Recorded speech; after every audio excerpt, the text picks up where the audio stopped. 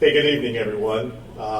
Tonight we're doing a presentation on vaping and marijuana and finding out what's going on in the Pennridge community and what should we as parents know about this. My name is Mark Horn. I'm a Senior VP and COO at Grandview Health, and it's my pleasure to welcome you here tonight. The Pennridge Community Partnership was created with the mission of equipping and empowering the residents of the Pennridge community with the resources they need to take action and initiate positive change for everyone's benefit. The partnership is comprised of Pennridge School District, and we thank them for the use of their property tonight, Grandview Health, St. Luke's Penn Foundation, our neighbor on Lawn Avenue, NAMI, the National Alliance on Mental Illness of Bucks County, Pennridge Regional Police Department, Chief Dickinson is here tonight, and then finally the Bucks County Department of Health, and specifically the Bucks County Suicide Task Force. So since I also want to thank our vendors, and hopefully you had a chance to visit some of the tables outside. Really appreciate them taking up their time and having some material for everyone, and hopefully you'll take something home with you tonight. But our vendors include St. Luke's Penn Foundation. They have the interactive vape display, and then also the smoking cessation from St. Luke's University Health Network, Grandview Health, the Gwynedd Mercy University Respiratory Care Program, the interactive pig lung display, which is pretty fascinating, the Colby Academy and Recovery High School, NAMI from Bucks County, and Compass Counseling as well. So please stop by and thank those folks for showing up and for all the good work they do in our community. So since 1989, the Commonwealth has conducted a survey of students in the 6th, 8th, 10th, and 12th grades to learn about their behavior, attitudes, and knowledge concerning alcohol, tobacco, drugs, and violence. And if you're a parent, you know we all face these issues more often than we'd like to admit. The Pennsylvania Youth Survey, or PAYS as it's known, is sponsored and conducted every 2 years by the Pennsylvania Commission on Crime and Delinquency. The data gathered serves two primary needs. First, the results provide school administrators, state agency directors, legislators, and others with critical information concerning the changes in patterns of the use and abuse of these harmful substances and behaviors. And certainly we see the changes in that at the hospital as well. And secondly, the survey assesses risk factors that are related to these behaviors and the protective factors that help guard against them. This information allows community leaders to direct prevention resources to areas where they're likely to have the greatest impact. But tonight's event, I'm drawing my pages here, folks, I'm sorry. So our panelists tonight, I'll get to the right page here, my apologies. So we have Chief Dickinson, Paul Dickinson here in the front row, Chief of Police at Pennridge Regional. He's a 1998 Pennridge High School graduate. He took the reins of the Pennridge Regional Police Department in 2021 after serving 18 years with the South Whitehall Police Department. As a Pennridge parent, Chief Dickinson's familiarity with the area and frequent visits to our schools gives him a unique perspective on vaping and marijuana issues. Quoted in a recent article, he said, "We don't have to change the culture of understanding what the community wants. We already have that. Part of that building is helping our school staff and community members understand what he sees every day." We also have Chrissy Desmond, who's here in the front row as well. She's a certified registered nurse practitioner. She works for Alderford Travis Cardiology in Sellersville. She completed her bachelor's degree in nursing at Gwynedd Mercy and has a master's in nursing from Georgetown University. She spent a few years in ICU with Lehigh Valley Health Network. She's also a mother of 5 children, ranging in ages from 16 to 28. She actively participates in medical missions trips, and she's been to Kenya and is traveling to Guatemala later this month. So that's pretty cool. Gibson George, MD, currently serves as medical director for Penn Foundation and has 7 years experience as an addiction psychiatrist. As the medical director, Dr. George oversees and maintains St. Luke's Penn Foundation's high standard of medical care. He supervises the medical staff, serves on the executive leadership team, and supports board initiatives as requested. He also provides psychiatric services for Penn Foundation's inpatient and outpatient drug and alcohol programs. And they're well known for all of those programs and do a tremendous job in our community. He believes strongly in a holistic approach to care that addresses all aspects of an individual's health. He believes that true healing includes physical health as well as becoming a functional and valuable member of society. He earned his medical degree in India and completed his residency at Albert Einstein Medical Center in Philadelphia with a fellowship at Mount Sinai Hospital in New York City. He is certified by the American Board of Psychiatry and Neurology. He is a member of the American Psychiatry Association, the American Academy of Addiction Psychiatry, the American Society of Addiction Medicine, the Pennsylvania Psychiatric Society, and the Philadelphia Psychiatric Society.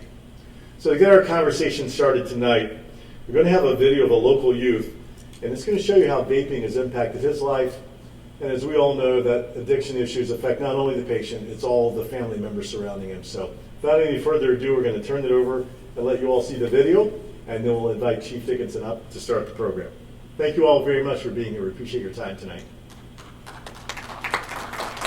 The doctors called me a science experiment. Vaping-associated lung injury, it is an absolutely new entity. Today, I'm officially declaring a public health emergency. If I have to permanently close my store, that's damaging.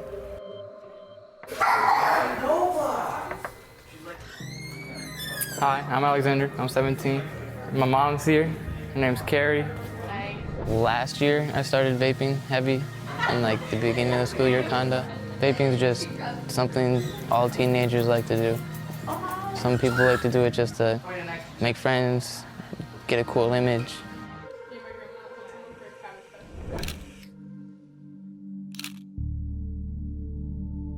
I was like insanely sick at that time. The hospital, it told me basically if I didn't come in at that time, I either would have been dead or I would have been in a coma for who knows how long. I was trying at the time to be super strong for him and not to let him know how scared I was, but I was scared. This is the first scan. This was on the 21st. This is what your lungs are supposed to look like. And when he went back on September 25th, this was his lungs. It's like a white cottonish substance that was completely filling his lungs and making it so he couldn't breathe. The doctors called me a science experiment when I got to the hospital because there was only 3 cases in the hospital so far that's ever happened to him. Go do your thing.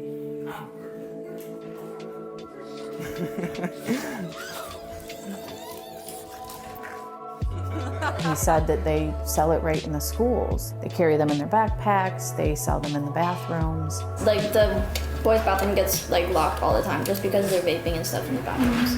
THC is basically just a wax form of marijuana put into a cartridge like a vape. You inhale it and you get high.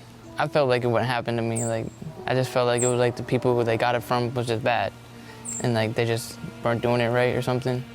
But like I guess that really wasn't the case. Turns out like I guess I was getting it from something that was bad too. So this is where I live. I guess it's my room. I love the New York Giants. This is my favorite team because they're the best, even though they're the worst right now. It's whatever. You can forget about that. This is my dog, Mac. I got him on Christmas. He's like my best bed. I don't know what I'd do without him. I didn't mean for any of this to happen. Like, I don't want any of this attention. Like, for me to be just sitting here, I don't like it, to be honest with you, because, like, I'm exposing myself.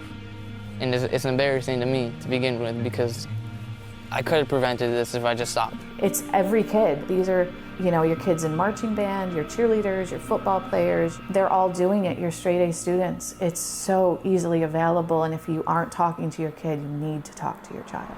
Right now I'm behind in the school, I'm struggling. I'm worried about if it's gonna be permanent or not. I just wanna get back to my regular life.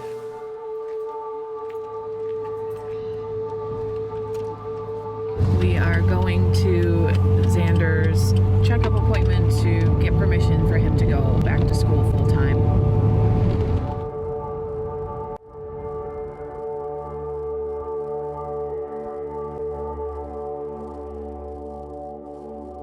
So it's telling me I can go back to full activity and stuff like that. So that's good. So we're excited he can be a kid again. There's a lot of doctor appointments still, a lot of testing. I'd like him to just be 100% healthy and get past this, but nobody has an answer for that at this point. I want him to go to college. I want him to have the life that he's always wanted.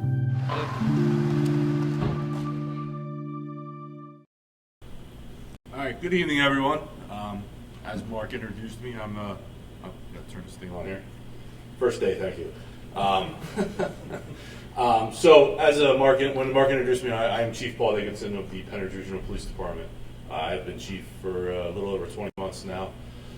I do have a son who goes here to Pennridge High School.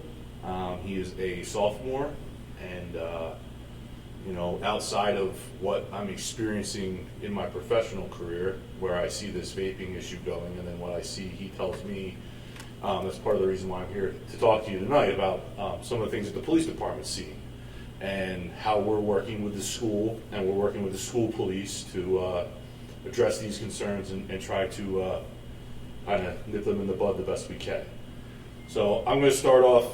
I'll apologize ahead of time. I mumble. My wife tells me. So I'll try to speak as clearly and as loudly as I can. I'm going to briefly go over what a vape pen is, what we're seeing with the vape pens, what you need to be concerned about as a parent, things that you may hear your children talking about, or things you may hear your children's friends talking about, and then maybe some of what I tell you tonight will set off a green light in your head, and you'll know that you need to sit down and have a conversation with your child. So a vape pen is simply a device that heats up a nicotine or a THC oil to a temperature that turns it into a vapor. I'm pretty sure we're all familiar with what the vape pen is, what it looks like, but we'll go through these little things here just as a quick little refresher. The devices originally started using a high-frequency ultrasonic vibration to heat up the oils. They've now gone to a heater in a pen device that heats up the oil so it turns into a vapor, and then they inhale it into their lungs.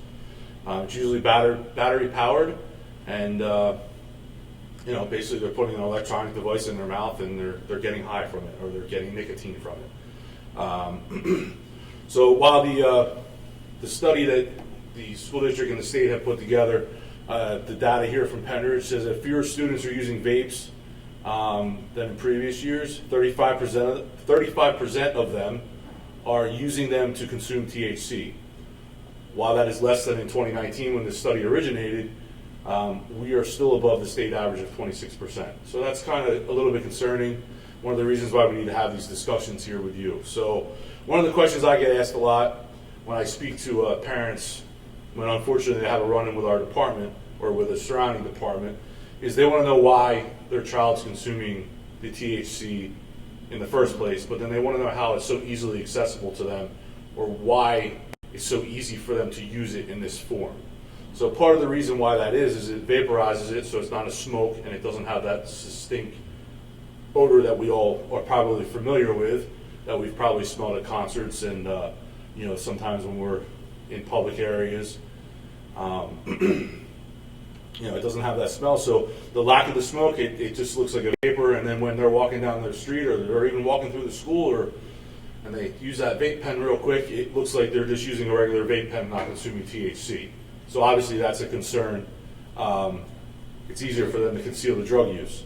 It's more easily transported. When you see some pictures up here of what the vape pens look like, you'll see why it's so easily transported, and why a parent or a teacher or a sibling or anybody who is concerned about that child could overlook this.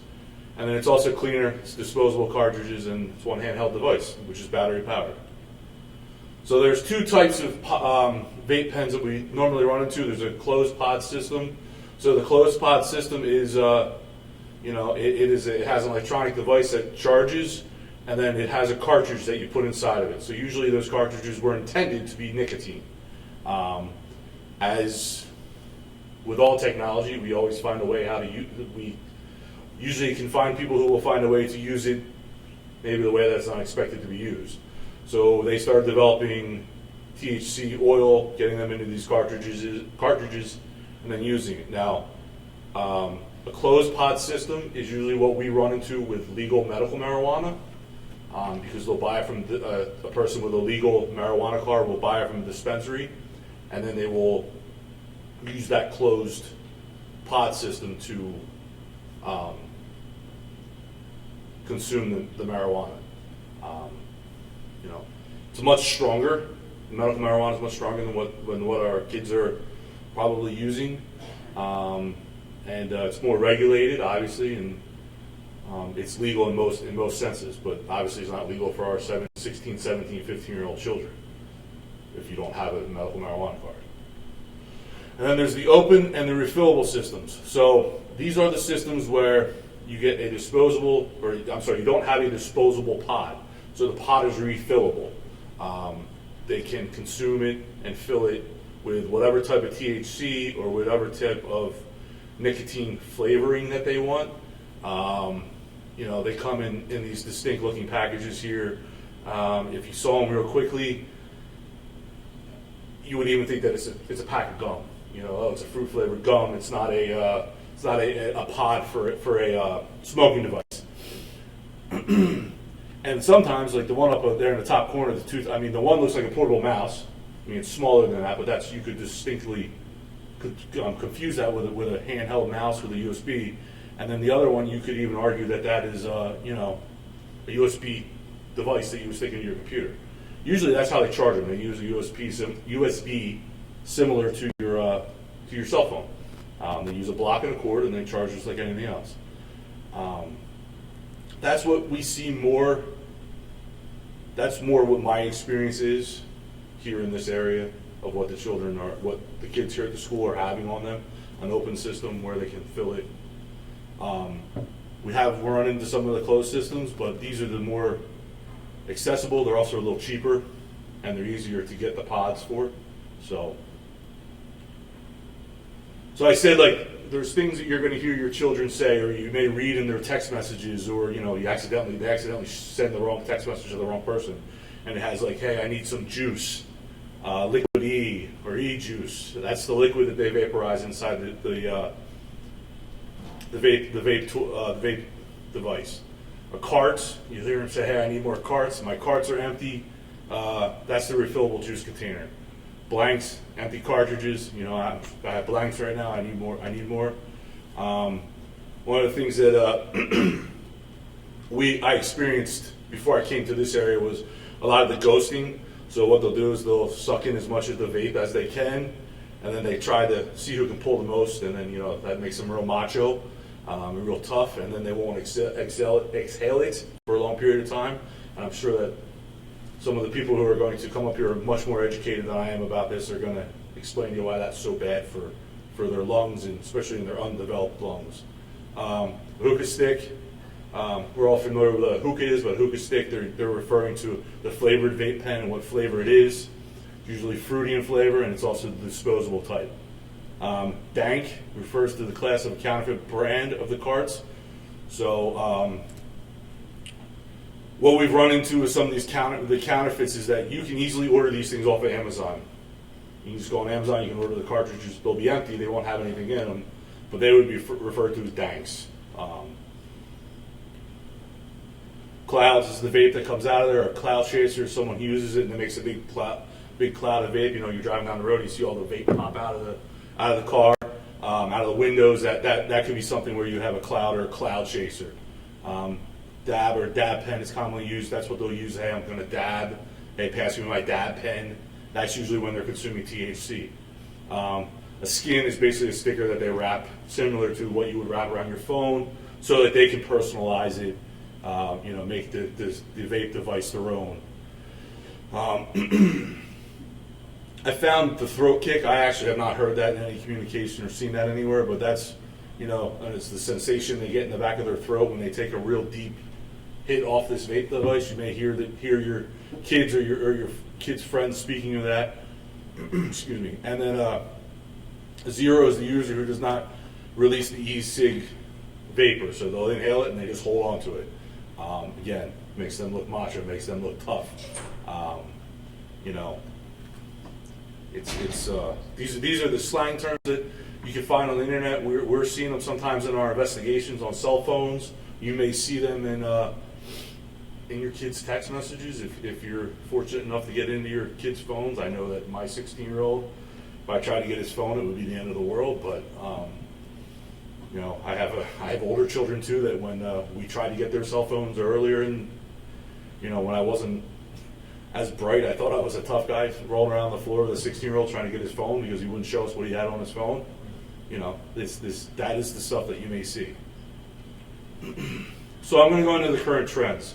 This is really what the crux of why I'm here to talk about this stuff. So the use of social media. I'm going to go into one specific case that we had that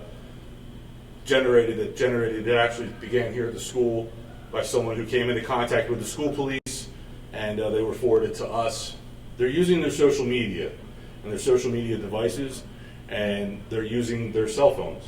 They're getting smart. You know, they're using their cell phones to the point where they will start a conversation on one app. So for an example, I'll start talking to you on Snapchat. Well, if you're not familiar with Snapchat, if I send you a Snapchat, it disappears after a certain period of time.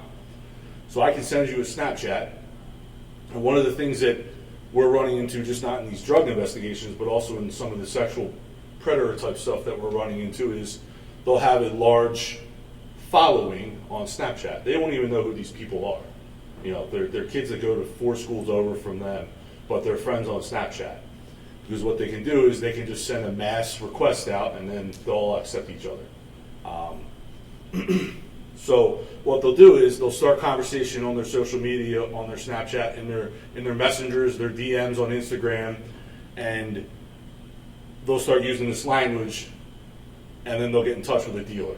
So once they get in touch with the dealer, what they'll do, the case specifically that we had, is they get in touch with that dealer. Hey, you know so-and-so? Yeah, I know so-and-so. And then they will say, hey, I'm trying to get hooked up, or trying to get some cards. I'm all blanks. Blah, blah, blah, blah, blah. They use that language. The case that we were working on for a long period of time, that person would then send a link in another app, completely outside your more common apps, your Instagrams, your Snapchat. You know, most kids don't use Facebook, but Facebook, those type of things. And they'll go into like out of the WhatsApp apps, or they'll go into, I believe the app that they were using in this situation was called Paradigm, or something of that nature, where it just was a text off of internet, and they would send basically a list or a menu of what they could provide. So then they would then respond through Venmo. So I don't know how many of your kids have Venmo or how many of you have Venmo, but hey mom, I need to Venmo Joey, just throwing that name out there, I'm not saying anything in particular. I need to Venmo Joey $50. And you go, oh, what's that for? Oh, I borrowed $50, or, you know, lunch money, or what, you know, whatever excuse they give you. Gas money because he's been driving me to school. And basically what they're doing is they're purchasing drugs through your Venmo app. So that's how we found out about this case in particular. It was a Venmo purchase that mom didn't know anything about. And then mom was like, well, what's this from? Who's, I'm not going to use the name, but it was a slang term for illegal contraband. And he finally came clean with his parents. They called us. I think somehow the school was involved. And, you know, we started trying to track her down, but track this person down. And once we started tracking them down, they got wind of it, and then they just went on to a new platform. They can so quickly just go from app to app. And I'm sure, I know that in my house, the phone never leaves their hand, and you would never even know what they're looking at. So that's how they're doing this kind of stuff, and that's what we've found, how they're purchasing some of the vapes, the THC vapes, the vape pens themselves, flower marijuana, which is, you know, your normal, what we all grew up with and when we were in school.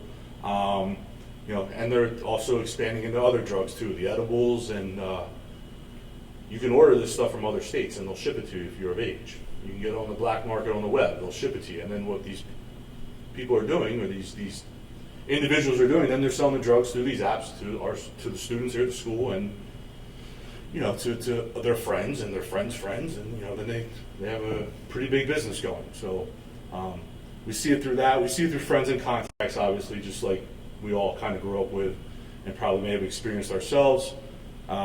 Parents. This is the craziest part of this whole situation. Whenever we run into, when you have a medical marijuana card, it's a prescription. So you're prescribed it. So if you have a medical marijuana card and you give it to your child for them to consume it, you're basically providing it to your child illegally. Just like if you were giving them oxycodone or, you know, Vicodin or any other drug that you may have. We do run into that occasionally, not so much, thankfully, but that will always be in a closed pod system. because that's the only way you can consume marijuana in the state of Pennsylvania is through a vape device or through a butter or you can't smoke a flower marijuana. You have to vape it. So we have run into that a little bit, not so much, thankfully. I actually don't think I've ever seen it since I've been chief here, but in my previous department we saw it occasionally. And then I just quickly went online the other day when I was preparing for this, and I said, hey, where can I get marijuana vape oil at? And to my surprise, you can make it very similar to making butter, like when you would, make a cannabis brownie or anything like that. You can make your own vape oil. Now, the scary part about that is you have people who are not educated in science and educated in what's going into these devices, and then they're inhaling it into their lungs, and they're getting high off of it. And, we also see, I don't know specifically in this area, but places have seen it where they are putting fentanyl in it, and they're using it to smoke it as a THC pen, and it has fentanyl in it. And that completely changes the game everywhere, because they think they're just getting a normal high, and then they're using fentanyl. So the biggest thing that I can say to you from the law enforcement perspective, and what we're seeing here at Pennridge specifically, the large majority of our marijuana arrests right now that we're having are coming from the school. Now that's a twofold problem, okay? Well, it's a twofold situation, it's not really a problem. It means the school's recognizing that there's a problem in the school, and the second part of it is that juvenile probation is recognizing that the cases need to go to a next level in the prosecution.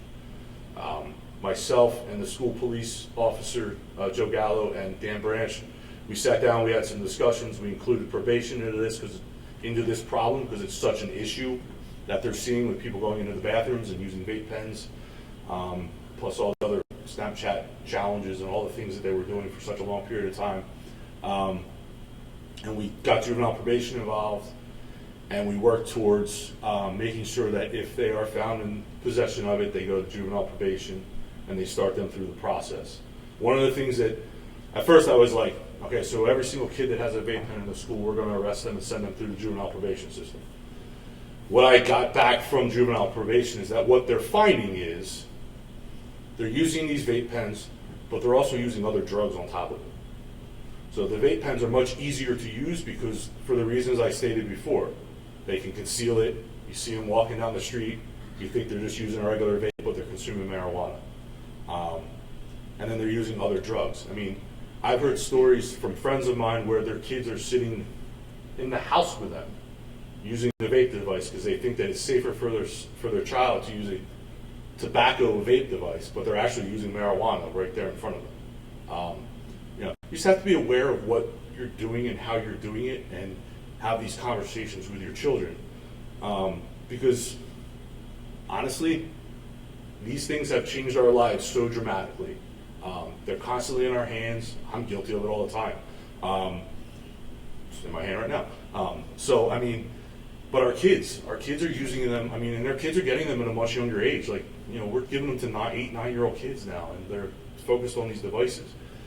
And they all have TikTok accounts, and they all have, Snapchats, and you don't know who they're talking to or what they're talking to, and you really need to make sure that you're having those conversations with your kids and paying more attention to their behaviors and making sure that they can come talk to you and they can voice their concerns to you, and you know what they're doing and where they're going and who they're with.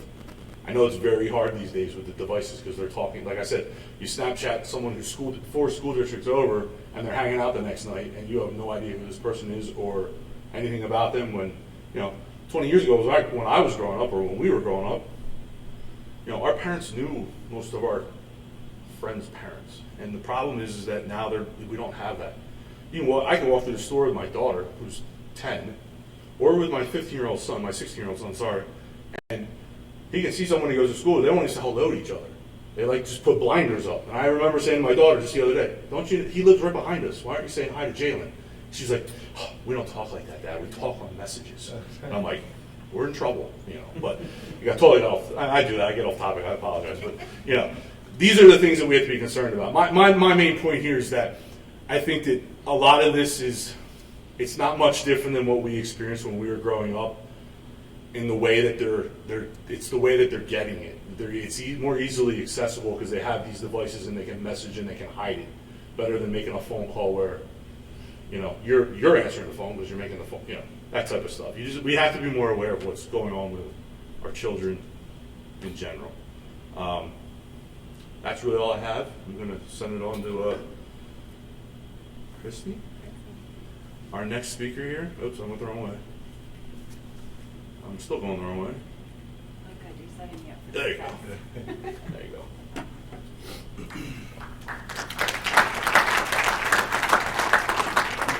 Thank you. So I'm Chrissy. I'm a nurse practitioner with Oliver and Travis Cardiology. I did about 11 years with the pediatric office. So this age group has always been my favorite, which is kind of why I decided I was going to join this presentation tonight. So on top of being a medical professional, most importantly, to me, I'm a mom. We have a wide variety of kids. Like we said before, I have 5. So we have 2 out in the world doing adultish things. We have a 16-year-old who's a junior playing football. I have a 17-year-old who has more attitude than anything else in this world. And then I have a 19-year-old out at Penn State. He's a freshman. So I'm navigating the waters that you guys are navigating, and it's really hard. It's really hard, it's challenging, it's emotional, and I struggle with it, I don't want to say every day, but I think about it every day. To the point where when I knew I was going to be doing this presentation, I sat down with my kids, and I said, hey, this is what I'm going to be doing. This is the age population I'm going to be talking to. What is your input? What do you care about when you hear vaping or, you know, smoking pot? And our youngest said, well, these cartridges are made in foreign countries, and you get them for like 50 cents. So what's actually in it, right? So I said, okay, I'm going to put that on the shelf. And my 17-year-old rolled her eyes at me. And I said, all right, we're checking her backpack tonight. And my 19-year-old disheartened me completely. He said, Mom, there's nothing that you can say to the kids that are going to make them listen to you. And I'm like, okay, well, how about parents? And he gave me great advice to talk to you guys about. So we'll talk about that later. All right, so I'm here to talk to you about why it's harmful for our kids' health. Am I going the right way? Yes. Oh, you changed the format? Okay, there we go. Now I'm here. All right, so I'm an ICU nurse by background. I actually have taken care of some of the cases that you saw earlier. I had a couple of kiddos ranging in ages 18 to I think the oldest was 24 up at Lehigh, and some of them ended up intubated, meaning they had to put a breathing tube down their throat in order for them to breathe so that they could let their lungs rest and heal. So what's in these vapes? I was told just as early as tonight that when you vape THC, it's still called smoking pot. So I thought that was really interesting because I thought vaping DHC or vaping e-juice or what do the kids use, those slang words was kind of important for us to know. So vaping e-juice, some of them contain nicotine. A lot of them say they contain no nicotine, which isn't necessarily true. So the labels aren't everything. So we've got a bunch of additives in there. We've got things that are used to make antifreeze, things that go into fog machines to make the smoke. Then we have things like formaldehyde that can cause cancer. And then we've got herbicides to kill weeds, and it also is a cause of irreversible lung damage. And then we've got diactyl, which is best known for our popcorn lung. So popcorn lung is a bronchiolitis albicans known as popcorn lung, so it's scarring of the alveoli. So you've got these little pockets down at the bottom of your lung. It's where all the gas exchange happens, and when you have certain chemicals, it actually causes scarring to these little air pockets that help with gas exchange. So they become narrow, they become thick, and they make it harder for you to breathe. So I like to kind of think of this like, do you guys remember the big gulp Slurpee straws? Where they were real big, and you drank your really thick Slurpee, and you could get everything through it. So normal lungs, the air goes through nice and easy like that. When you have something like popcorn lung, think of it like the Wawa stir straws for coffee, nice and narrow. Now you're trying to breathe through something like that. So now we have poor gas exchange. We're not able to oxygenate our brain. We're not able to oxygenate our kidneys. The vital things that we need to keep going on, now we can't because our lungs aren't able to oxygenate appropriately. So that's some of the things that we find that can cause problems. So that's not it. In the e-juice, we also have, like I said, chemicals from antifreeze. We have heavy metals. We have nickel, tin. I also thought it was interesting that they have lead within them, and we all have heard about lead poisoning, so that just kind of rang a big bell in my head. And then we have cadmium, so it's another chemical that is very specific to breathing problems. And then also we have some components that are found in exhaust. So on top of all that, we have all these other additives that spruce this up to make it smell good, make it, I guess, taste good. And then they give it fun names, right? They call it cotton candy flavored or cocoa pebbles or fruity pebbles, and then that makes it hip and cool. So up here, we have just a shortened list of other additives that you can find within the vapes for THC or vaping marijuana or cannabis. I didn't put them all up here, guys, because it really depends on the type that you're using, what they're putting in it. And this is across the board. So you get it from a dispensary. You can actually have an ingredient list, and it's going to look something similar to this. You don't actually know fully what's in it. So I think the problem that we're facing is that it's legal, they think it's safe.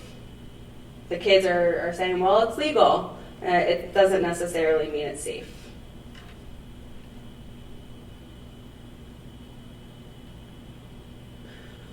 So we have high potency concentrates in the vaping pens. This is causing slower reaction time. It's causing paranoia, psychosis. And then we've got hyperemesis syndrome, which is basically just excessive vomiting. It can cause changes to the heart rate, blood pressure, short-term anxiety, memory loss. Impaired brain development is probably a ring dinger that made me want to jump out of my skin. Our kids' brains are developing until they're 25. They're putting chemicals in them that alter this, and then you have lack of impulse control. So inside the THC pens, you have stuff that people make candles out of, perfumes, laundry detergents, and then there's insect repellents as well. So they have these powerful chemical byproducts, and to be pretty transparent, some of the chemicals in these are not harmful at all. I'm not going to say everything in here is going to be harmful, but there are things that they can actually consume without harming them. So this sounds really bad. I can't really figure out why people think it's not a big deal. Like, I talk to the kids about it, and they're like, Mom, it's not a big deal. Like, everybody's doing it. And I really struggle with trying to find, I'm sure you guys do as well, well, no, this is really bad for you, and have them understand it. I don't know. I listen and I look at all this stuff and the research I found.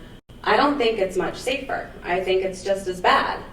And now studies are showing that it's more dangerous to vape the THC than it is to even smoke cigarettes.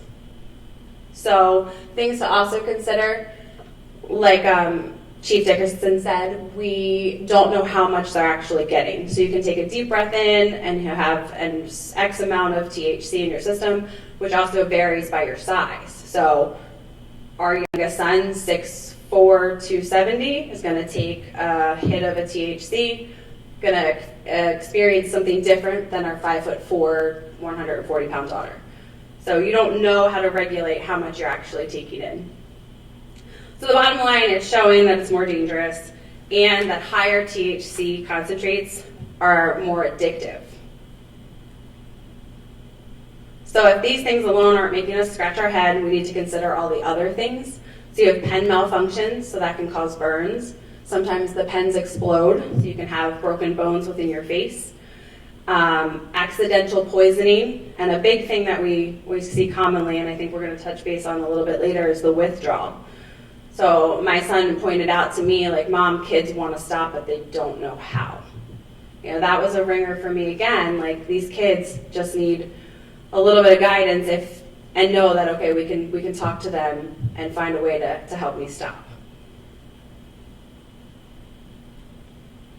So they head to toe what our effects of vaping are. You know, it affects our brain. Like I said, we have impaired judgment. Our brain's developing until we're 25. We get headaches. You can see dizziness, seizures, anxiety, restlessness, confusion, learning disorders, mood disorders. And then within our lungs, which is where you think you're going to see the most effects, we've got coughing, wheezing, and we've got permanent lung damage.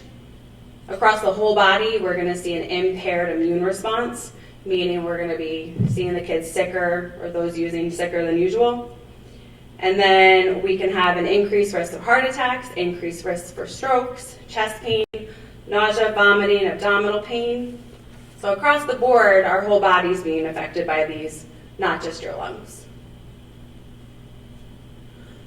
So Xander in the movie that you guys saw right in the very beginning, this is what he had. So it's called an EVALI, an e-cigarette or vaping associated lung injury.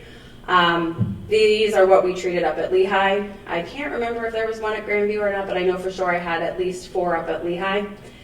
And this is tricky, guys. So it presents just like anything else, right? So we've got a cough, we've got dyspnea or difficulty breathing, chest pain, nausea, vomiting, headache, fatigue, weight loss. Like, how do you differentiate what's going on with your kid, right? We've got COVID now, we've got the flu. You get these symptoms and, you know, you bring your kid to the doctor to figure out what's going on. So that's what we're here for. So then we ask the tough questions, right? We're saying, are you vaping? Are you around people who are vaping? And we really stress the importance of why we need to know the truth. They're not going to get in trouble, but we need to be able to treat appropriately, so they need to tell us what's actually going on. So there was a study, 128 confirmed or probable EVALI cases in Pennsylvania. I thought it was really interesting, so they declared the state of emergency on EVALI in 2019, about August, I think it was actually July. So from July until February of the following year, we had 2,739 hospitalizations. Again, this is just in Pennsylvania. We had 68 deaths, and 8 of them were registered medical marijuana card users. So these people were getting them from the dispensaries where we had this illusion of safety. Like Xander said, I thought somebody was just getting the wrong stuff, or you got it from somebody else. This was very across the board. Some of these people were getting stuff from where you think it's safe in the dispensary. So we had, the majority were men, and I thought it was interesting that we have 42% of these were ages 18 to 24, and 15, almost 16 were ages 13 to 17. So this is a normal lung. So this is a CAT scan of the lung. Easiest way to describe this, black is free air. That's where we want to be able to breathe in and out. Anything white up there is either bone or some tissue. This is what your lungs should look like if we're not doing anything and consulting like any injuries to it. On the left-hand side, we have a patient who's seen for those symptoms like we talked about. So we have the cough, the headache, the chest pain, and upon diagnosis, they were diagnosed with the EVALI. So on the right side is actually post-treatment. So left is injury, active, in the ICU, within the hospital, us, doing the measures that we can, steroids. Eventually this patient was intubated. Steroids were given, and the right side is about 6 to 8 weeks post-extubation. So he no longer had the breathing tube. This is him breathing on his own. But the damage is still hanging out, still there, and you can see it pretty apparently. Not a lot of free black space on that left side. Another thing I thought was pretty interesting is out of this study, 32%, which was the same number as our 18 to 24-year-olds, right? So equally, We had hospital stays greater than 10 days, people that were intubated, people requiring CPAP or BiPAP, so that's a face mask that goes over your face, pushing air down into your lungs to help you oxygenate correctly. And our percentage was actually higher than the rest of the United States. And then 20% of that required something called ECMO. So ECMO is something where they put a centralized vein in your mostly neck, and they take the blood out of your body, filter it through a filtration system, and then back into your body to give your lungs a break. So some of these, 20%, were so severe, these patients required ECMO to help heal their lungs.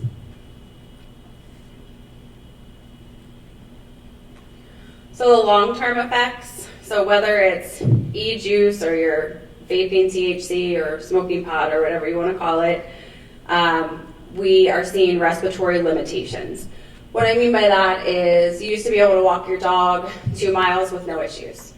Now, post-injury, you're only able to do 1 and you're huffing and puffing at the end of it.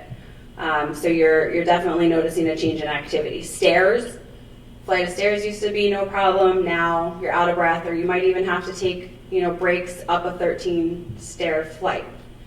So walking, we've seen asthma, we've seen residual coughing, residual chest discomfort. Anxiety and depression, this one's huge because a lot of these patients have PTSD. So whether it's from the traumatic event of intubation or the trauma of not being able to breathe. I don't know if anybody's been in a situation where like an anxiety attack or they're just anxious and worked up and you can't breathe, and then it kind of precipitates and goes around in a circle and it gets worse and worse and you can't breathe. So this PTSD from not being able to breathe is a big thing, and then it leads to depression and other things like that.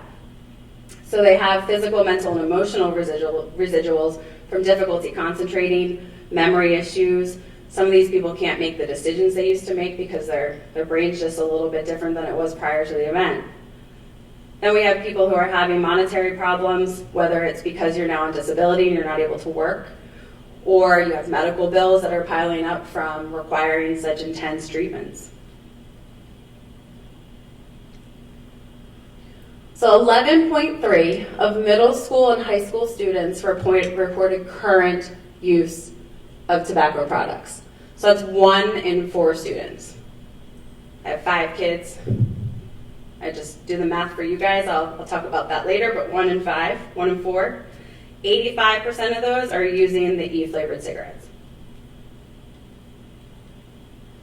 15.4 are reporting marijuana use. So a 2017 study showed that e-cigarettes in adolescents is a strong predictor of regular cigarette and nicotine addiction in adults.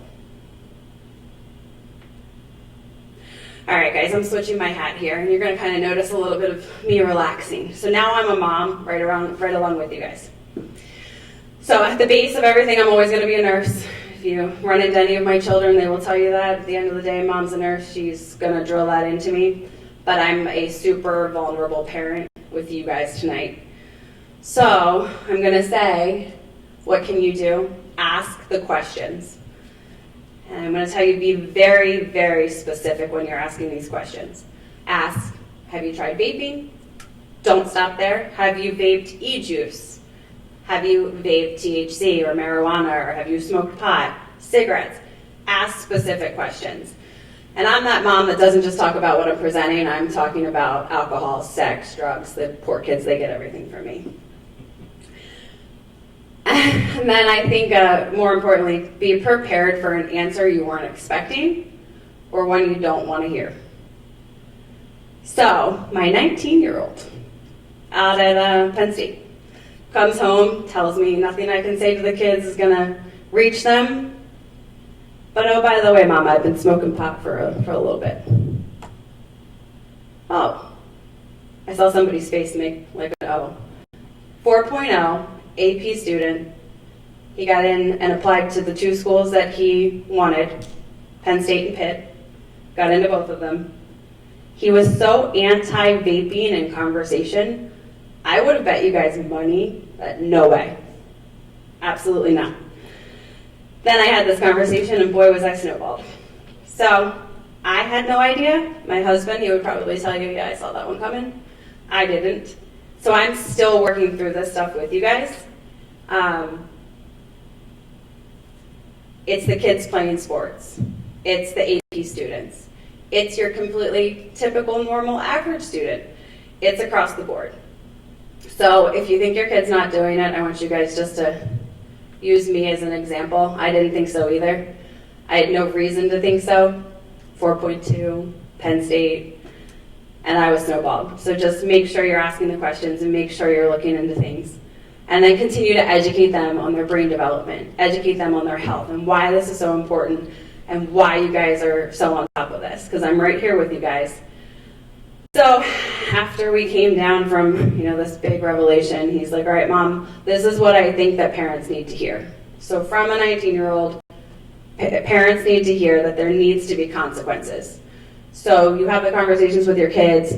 This is what I expect of you. This is what happens if you don't reach those expectations. If I catch you doing this, this is the consequence. And then the follow through. He said so many times he's seen kids be told there was going to be consequences and then no follow through. So I thought that was important for you guys to hear. Lay those foundations and then stick with them. And then I say be a role model, emulate what you want to see in your kids.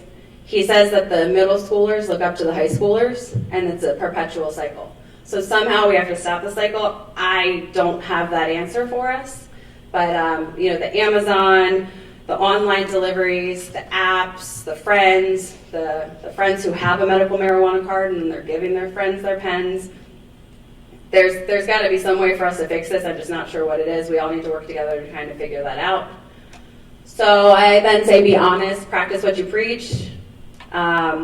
The kids ask me a question. Sometimes I have to take a step back and say, oh, I really got to answer this honestly. And then I do. And I say, I made poor choices when I was younger, and I'm trying to educate you so that you're not making the choices that I made for that reason. And then I think it's important for us, and I think we're going to hear this a lot more when Penn Foundation comes up here, what else is going on? So, is there some social aspects that we're missing? Is something going on at school? Education issues, social issues? Did they just break up with their boyfriend or girlfriend? Is the family going through some struggles, financial, divorce, things like that? Is there an underlying reason that the kids are turning to this, or is it just peer pressure, or is it just addiction? And then you guys are going to get a whole lot of resources tonight. You reach out to counselors, teachers, your medical professional, your teams. And I also encourage you guys to talk to each other, because you don't realize who's going through the same stuff, or worse, until you are a little bit vulnerable and say, hey, this is what I'm going through. The kids want to stop. It's what I've heard, at least. Some do, some don't, but if it is an addiction, so we need to work together to try and figure out how to get the kids the resources that they need. And I think that that's the next part. So I'm going to leave you guys with that and just say, keep talking to the kids. It's what we can do. Be vulnerable, be honest, and we'll do what we can together.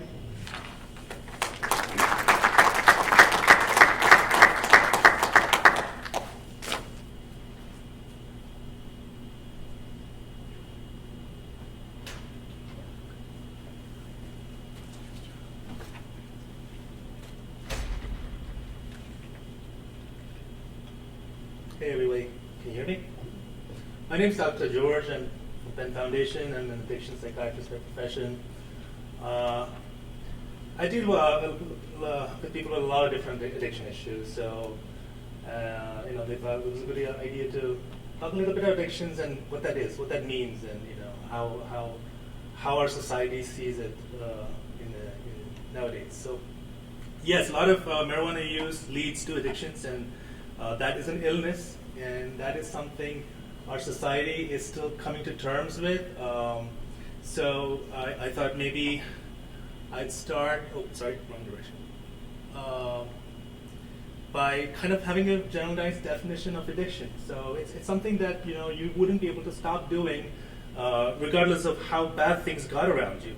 But whether it's health, whether it's your career, whether it's your family, relationships, all of that stuff gets worse, but you're not able to stop doing what you're doing. Now, in here it mentions drugs, but I can tell you it isn't more than drugs. There are all kinds of things in this world people can get addicted to. The internet, gambling, all kinds of stuff.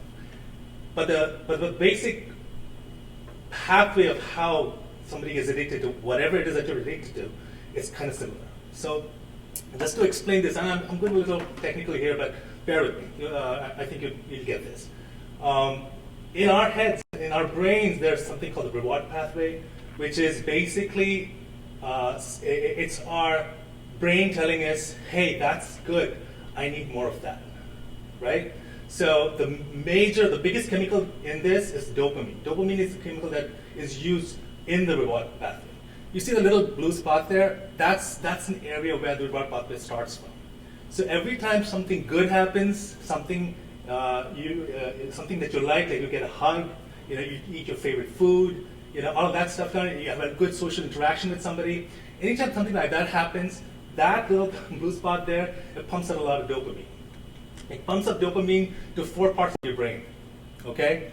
The memory part, the part that controls your emotions, what makes you feel good, what makes you feel bad, right? The motor part, motor basically means movement, things that, your body moving. And the last part is attention and planning, which is like the front part of the head, and then what humans have or no other animals have, where we can plan, we can problem solve and stuff like that. So think of this. Think of you having your favorite ice cream. Yeah, think of you're gonna probably watch your favorite show, okay, on TV. So what happens in your head is every time you do something you really like, that dopamine from that little blue spot gets pumped out to these different parts. Goes to the emotion part. The emotion part goes, oh wow, this is good. I like this. You laugh at a comedy show. Wow, this makes you feel good, right? It goes to the memory part. The memory part of the brain says, you know what, I should remember this. Where was I? What was I eating? Right? Who was I with? Right? It remembers all the things that was around you in your environment when that thing happened, when that good stimulus or whatever it was, that cake or what that show happened. The motor part, that tells you what to do to make that happen. Okay, yeah, you need to pick up that spoon, you need to scoop that little ice cream, you need to put, so that tells your brain which parts, which muscles to move to make that thing happen again. And the planning part, that's the part that's focus is on what is good. Ignore everything else, focus on what's making you feel good. Put them all together, and then and what happens is you do that again. This whole process of that, if it's a cake, you get that again, you take another scoop. If it's a show you're watching, you go back and watch the show again. When you watch it the second time, this whole thing happens again. So it keeps going over and over again, and every time it happens, you keep wanting to do more and more of it. Now this is good because food makes us uses this pathway so we don't go hungry, right? Even sex goes to the same pathway. We want to do more of it, so what? Humans procreate. But drugs, unfortunately, they do it 1,000 times more. 1,000 times more. So that a little of that drug could the kind of the recycling of these neurotransmitters is so much more that you wouldn't want to do anything else. They actually did a study on rats. They pumped this drug straight into that little spot in their head, and put a lever there that every time they touch that, they would get this rush in their head. And these rats couldn't do anything else but go and keep on hitting on that lever. They would go hungry. They would keep food next to it. They would go hungry, but they don't want that. They want to have this. So that's the biological kind of basis of addictions. That's where it all, that's what I want you guys to understand is, people talk about willpower, or you just can say no. You can say no to it. There are choices. There is part of it is making choices, but I also want you to understand there is a biological part to this. There is proof to show that even if you want to, there are some things that can make changes in your brain to make you want to go do that thing again, whatever it is. So specifically about cannabis, yeah. So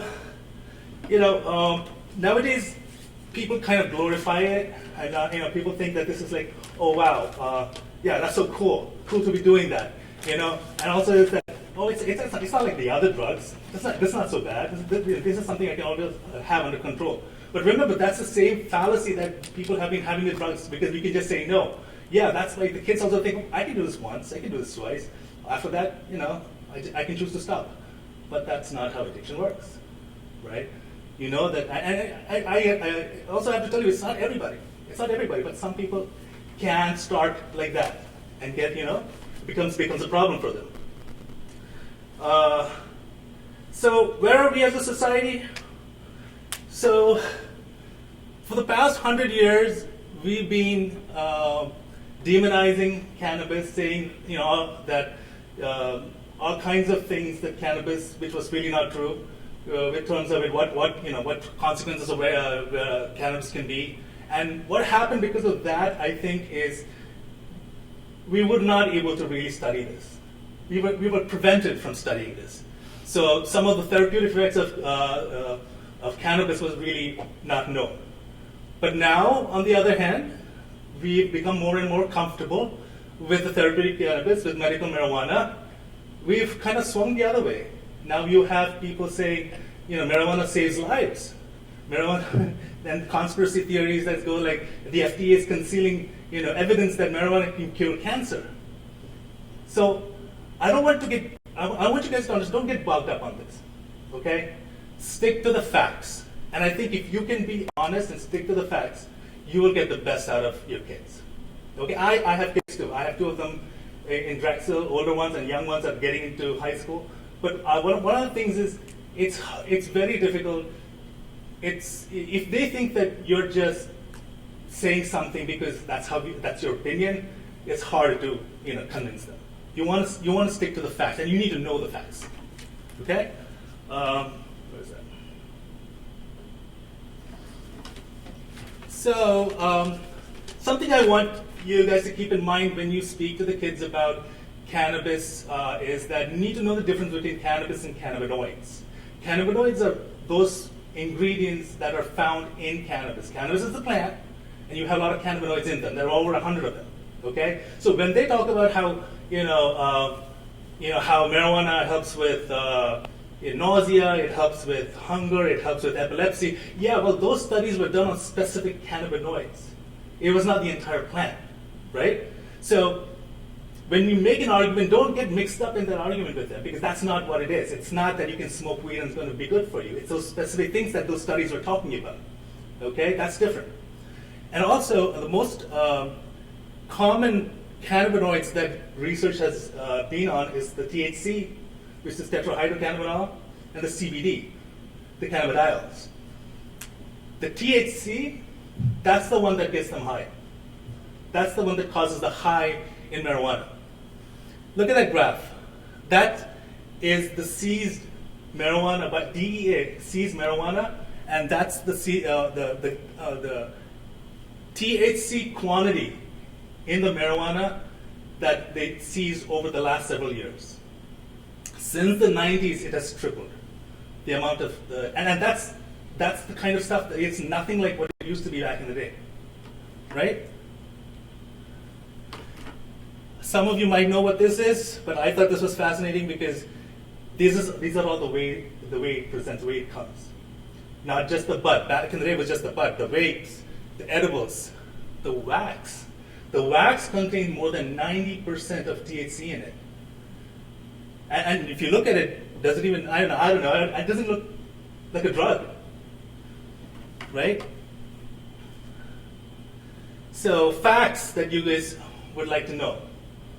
1 in every 5 lifetime cannabis users will be diagnosed as cannabis use disorder, which is a DSM diagnosis.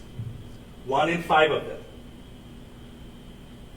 1 in 4 of those who are diagnosed with cannabis use disorders are considered severe. They end up having severe cannabis use disorder, which means they need to be in treatment.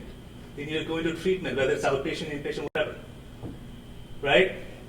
And 1 in 2 of those who are severe, they're non-functional.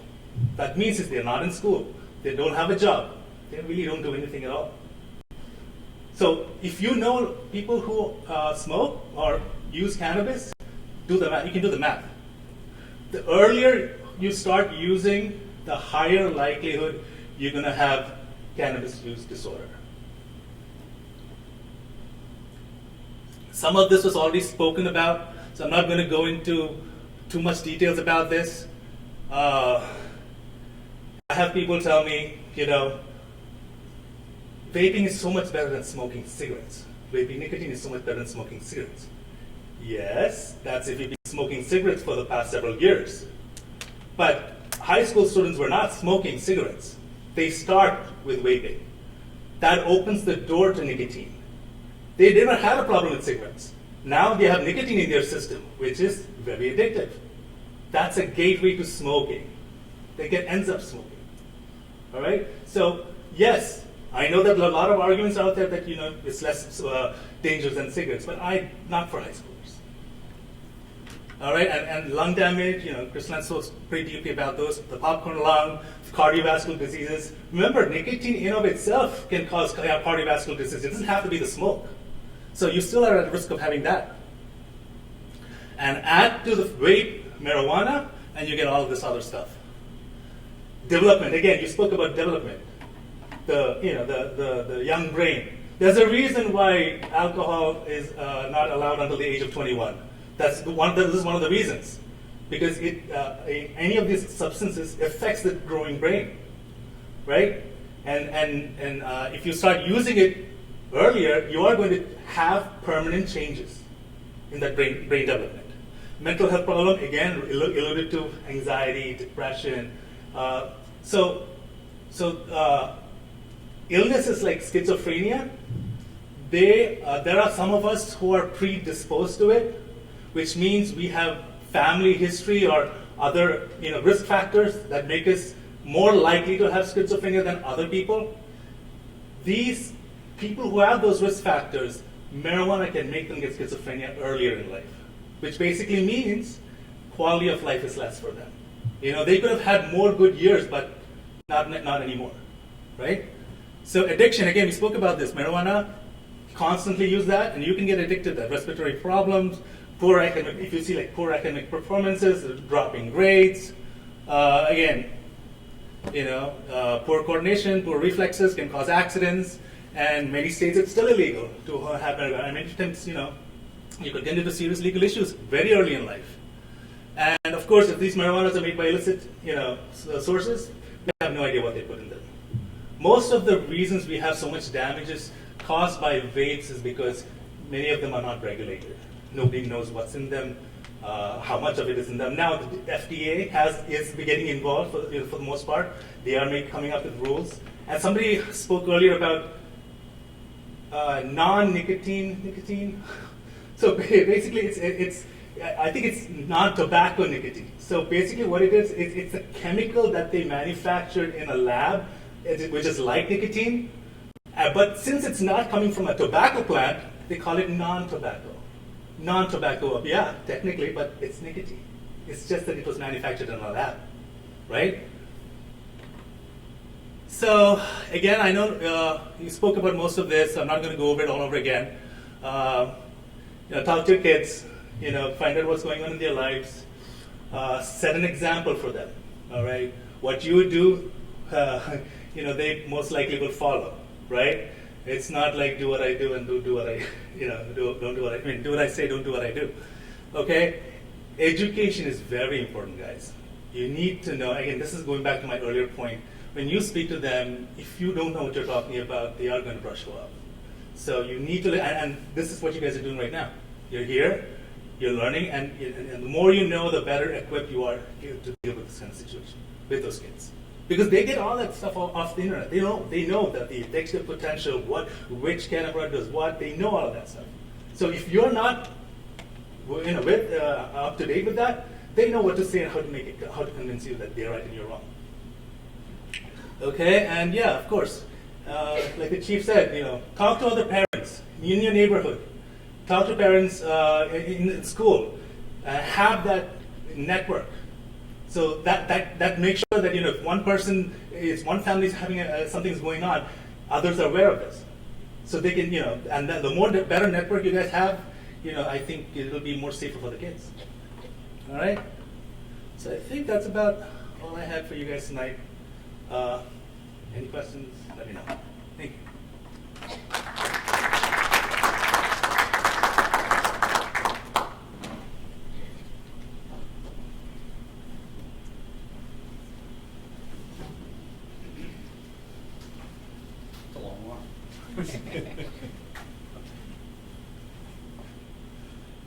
everyone. I'm Dave Thomas. I'm the Director of Communications for Pennridge. So thank you for all of you for coming tonight and being part of this very important topic, this important discussion. And there was a lot of information that was out there that you could take with you and talk to your kids and talk to other community members about.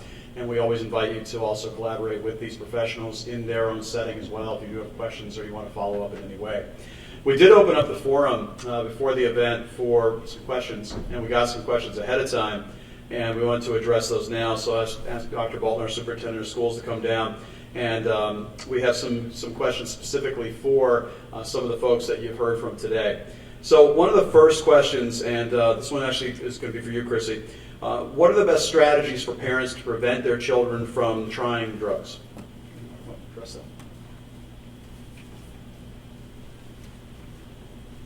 All right, so preventing them from trying drugs, that's really kind of tough, right? Because we're not with them every second of every day. But again, we need to educate them, be open and honest of why this is harmful for their health. A tool I gave my kids growing up that I think they had claimed worked was giving them an out, right? So kind of like when you hear the parents say, like, you have a code word if you're at a party where you're uncomfortable. We had that at our house. We also had a planned reason why they couldn't do something. So we talked about, okay, if somebody offers you a cigarette, somebody offers you, a bottle of vodka, like a planned reason why, like, no, I can't do that. Or like, I have football practice tomorrow, I need to be at my best. Or whatever the reason may be, it's talking ahead of time and preparing the kids for what they can say to say no thank you without them feeling the peer pressure. So I think at the end of the day, the education, the talking to them and giving them planned reasons why they can say no thank you is probably going to be your best bet. Because we can't be with them every day. We have to trust them and we have to show them we trust them, as long as they're showing that they have reasons for them to be trusted.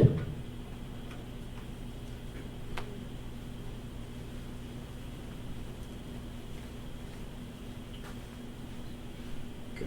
Next one is for Dr. Bolton, and as he comes down, just want to also tell you too, so the format tonight was intentional to not have a Q&A here, but we always encourage you to have those conversations out in the hallway with these professionals. Dr. Bolton, the next question is for you. What strategies can we use to limit vaping in our bathrooms and our schools? We use my teacher voice, if that's okay with you. So, first of all, we love ideas. Right? It's something that we talk about all the time, although I appreciate what Dr. George said in terms of education, right? Not just education for the adults that work with students or they're your children, but our curriculum has 3 specific spots between grades 7 and 10 where this is a significant unit of what we talk about. So as they develop and really get older and are in those situations, we talk about some of the medicine behind it, as well as some of the strategies for staying away from those types of behaviors.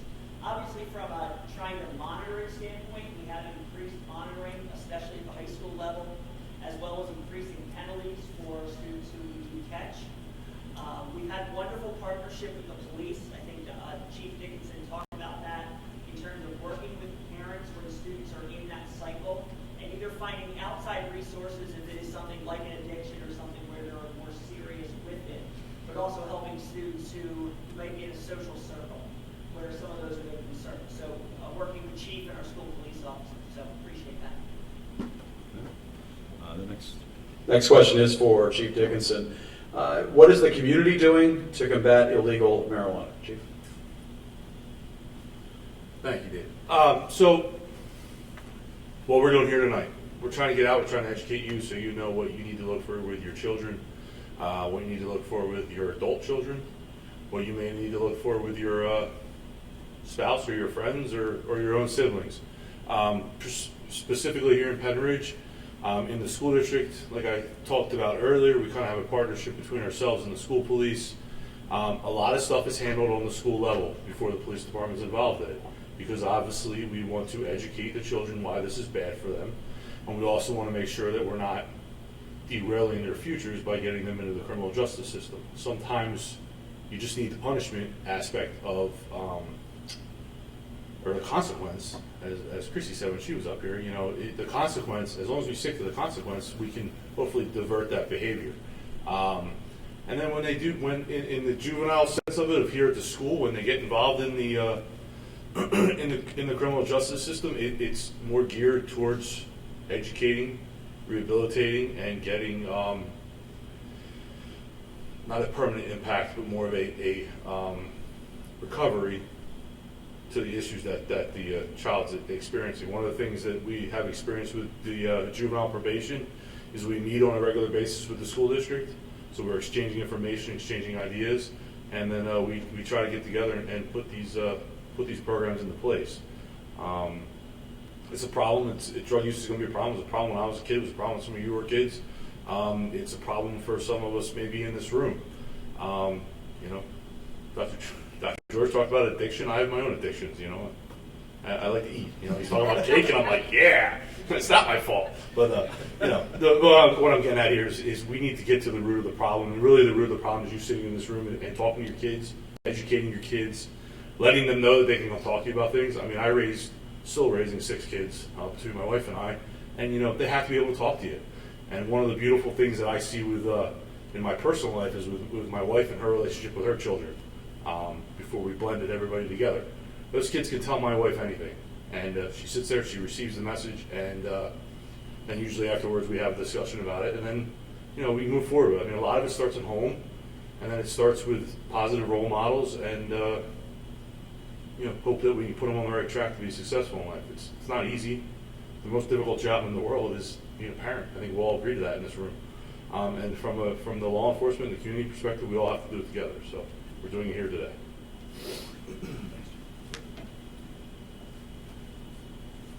The final question is for Dr. Bolton again. The PACE survey has been used for 20 years in Pennridge. If that survey goes away or participation is limited, what other data is available on these topics? Well, first of all, before I answer that, I want to thank Ms. Desmond and Dr. George and Chief Dickinson, not only for your information, but for your vulnerability. Right? You spoke to us about your personal experiences, and I think that connects with the people in the room, that you obviously have expertise in some areas, that doesn't make you expertise, you know, be able to solve every one of those problems. So I just want to thank the three of you for presenting and doing that. In terms of the PACE survey, obviously you heard some of the trends. Just the PACE survey has been an important part of Bucks County and Pennridge for many, many years.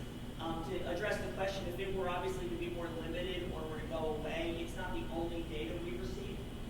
We obviously are continually tracking building data. We're having focus groups with students, kind of talking about what are they seeing. Often in a room, will be very honest with us because they're not in trouble, because they're not getting caught. They're just talking to us about what's going on. As well as our local partners, not just the police department. In the hallway, the Bucks County Drug and Alcohol Commission tracks all of that data for all of Bucks County. We provide Upper Bucks trends, Bucks County trends. They do a wonderful job in terms of providing some of that data for us that we also can use. Thank you, Dr. Bull. Thank you, Dr. Bull. On behalf of the entire Pennridge Community Partnership, I would just like to say thank you for your attendance tonight. I also want to remind you that the entire event was live streamed tonight as well as recorded. So we know as teachers, we know as parents, it's always good to have backup. So you can watch it on YouTube, you can browse it at your own pace, you can stop it, you can take notes, you can use it to help coach up your kids. As a parent myself in this district, I know that we'll be watching it as well. So we do invite you to make use of that resource. Finally, just wanted to also say that not only do we invite you to have a good collaboration with our folks, our experts tonight, but give us some feedback. We're always open to your ideas for these events as the Pennridge Community Partnership. We want to hear from you about new topics for future presentations. So if there's something that is bothering you or you're saying this is a conversation you want to have, we are open to that conversation, and we are open to planning something to bring more people into the fold and have more of those conversations. So on behalf of all of us tonight, we thank you for attending, and have a wonderful rest of your night. Thank you.